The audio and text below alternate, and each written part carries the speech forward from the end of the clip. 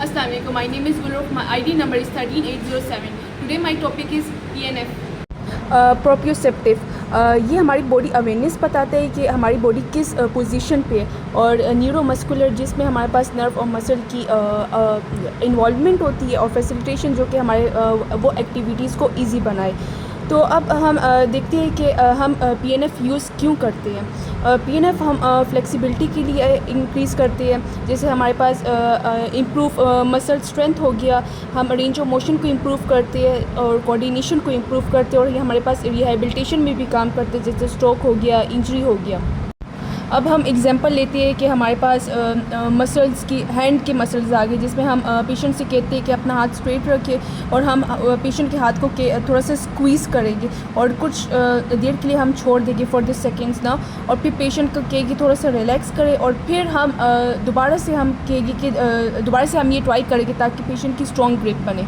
पहले आते हैं होल्ड रिलैक्स टेक्निक, जिसमें हम टाइट मसल पे पहले स्ट्रेच देते हैं। पेशेंट होल्ड करते हैं आइसोमेट्रिक कॉन्ट्रैक्शन, मतलब आइसोमेट्रिक कॉन्ट्रैक्शन करेगा अगेंस्ट रेजिस्टेंस के, जिसमें हमारे पास कोई मूवमेंट अप्लाई नहीं होती।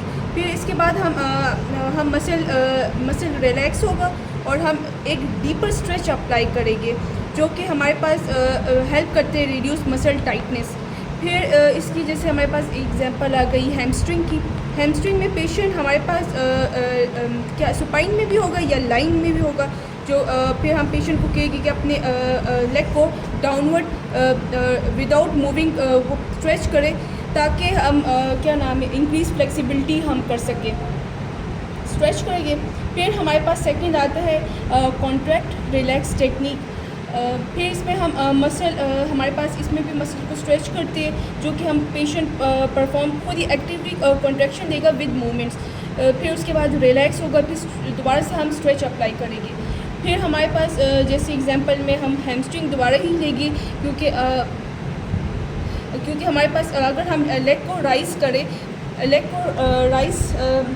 करें और पेशेंट हमारे पास डाउनवर्ड मूवमेंट अप्लाई करे और फिर रिलैक्स करे, तो थेरेपिस्ट हमारे पास इसका रेंज ऑफ मोशन को इम्प्रूव करवाएगा।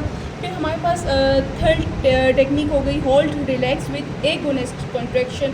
ये टेक्निक हमारे पास टाइट मसल्स के लिए टाइट मसल स्ट्रेच के लिए यूज़ होता है, जैसे आइसोमेट्रिक कॉन्ट्रैक्शन, जैसे होल्ड वगैरह हो गया। फिर हम रिलैक्स करेंगे opposite muscle agonist contracts activity पे। फिर use both रिलैक्शन and opposite muscle activation, जैसे हमारे पास इसमें एग्जांपल आ गया हैमस्ट्रिंग भी हो सकता है और क्वाड्रिसेप भी, जिसमें हम स्ट्रेच करेंगे लेग को और पुश करेंगे डाउनवर्ड, स्ट्रेच करेंगे लेग को और पुश करेंगे डाउनवर्ड, और फिर रिलैक्स करेंगे, ताकि फिर पेशेंट को कहे कि हम एक्टिवली लिफ्ट करें अपनी लेग को अपवर्ड। फिर इसका रिज़ल्ट हमारे पास होगा ग्रेटर स्ट्रेच आएगा और इसकी इम्प्रूवमेंट हमारे पास मसल की ज़्यादा आएगी। फिर हमारे पास आता है स्लो रिवर्सल। ये टेक्निक हमारे पास एगोनिस्ट और एंटागोनिस्ट मसल दोनों के लिए यूज़ होती है।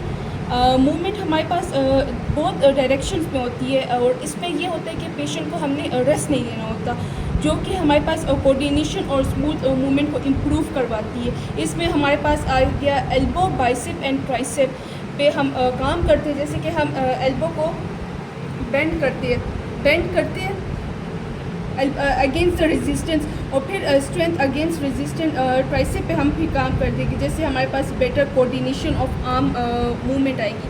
फिर फिफ्थ हमारे पास है रिथमिक स्टेबलाइजेशन। फिर रिथमिक स्टेबलाइजेशन में हम पेशेंट को कहेंगे कि पेशेंट होल्ड करेगा पोजीशन को, थेरेपिस्ट हमारे पास अप्लाई करेगा रेजिस्टेंस डिफरेंट डायरेक्शंस में, और पेशेंट रेजिस्ट करेगा, जैसे हमारे पास अलाउइंग मूवमेंट आएगा। जैसे इसमें बहुत मसल्स ग्रुप हमारे पास इन्वॉल्व होते हैं, जैसे शोल्डर की स्टेबिलिटी के लिए इसकी वही एग्जांपल होगी दोबारा से शोल्डर की स्टेबिलिटी का। फिर हम 6 वाला रिपीटेड कॉन्ट्रैक्शन करेंगे, जिसमें हमारे पास मूवमेंट अप्लाई करते हैं, रिपीटेड रेजिस्टेंस अप्लाई करते हैं मूवमेंट के साथ, और ये स्टिमुलेट करता है हमारे वीक मसल्स को, जो कि हमारे पास ये तब यूज़ होते हैं जब हमारे पास वीक मसल्स की स्ट्रेंथ के लिए। इसमें भी हमारे पास शोल्डर की एबडक्शन आ जाती है। फिर हम करेंगे D1 फ्लेक्शन, जिसमें हमारे पास जो स्टार्टिंग पोजीशन होगा एक्सटेंशन, एबडक्शन और इंटरनल रोटेशन होगा। फिर इसमें इंटरनल रोटेशन, फिर एल्बो एक्सटेंशन होगी, फोर आर्म प्रोनेशन और रिस्ट एंड फिंगर एक्सटेंशन में होगी with hand about 8 to 12 inches away from the hip. फिर इसमें आएगा कि पेशेंट्स को हम इस तरह करेंगे।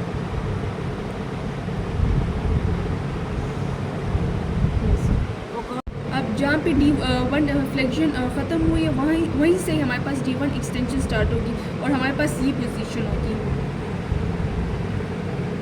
फिर हम करेंगे D2 फ्लेक्शन, जो इसमें हमारे पास जो होगा एक्सटेंशन होगा, एडक्शन होगा, इंटरनल रोटेशन होगा। एल्बो हमारे पास एक्सटेंशन में होगी, फोर आर्म प्रोनेशन में होगी, रिस्ट और फिंगर हमारे पास फ्लेक्शन में होगी। अब हम पेशेंट से कहेंगे कि ये अपने अबव द हेड लेकर जाए इस तरह। ये हमारे पास ये पोजीशन है। अब हमारे पास D2 एक्सटेंशन, अब यही पोजीशन जहाँ से हमारे पास एंड हो रही है D2 फ्लेक्शन, वहीं से हम D2 एक्सटेंशन स्टार्ट करेंगे। ये हमारे पास इनवर्ट पोजीशन है।